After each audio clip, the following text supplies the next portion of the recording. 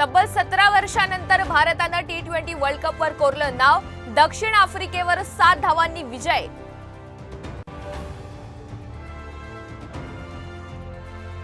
भारतापासून अमेरिकेपर्यंत team इंडियाच्या घोषणा। फटाके फोडत ढोल ताशाच्या तालावर नाचत विजयाचा जल्लोष साजरा।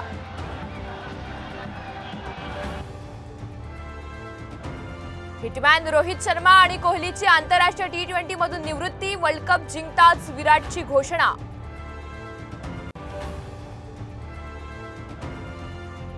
अजित पवार यांच्या राष्ट्रवादीच्या 14 नगरसेवकांनी घेतली शरद पवार यांची भेट। पिंपरी चिंचवडमधील 36 आजी माजी नगरसेवक पवारांच्या संपर्कात। साम टीव्हीला सूत्रांची माहिती।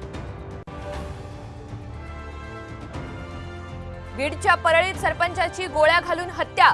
अजित पवार यांच्या राष्ट्रवादीचे कार्यकर्ते गित्ते यांच्या विरोधात गुन्हा दाखल। मुख्यमंत्र्यांची पाठ वळताच इंद्रायणी नदी पुन्हा फेसाळली। सामना बातमी दाखवताच प्रशासनाला जाग। रासायनिक फवारणी सुरू।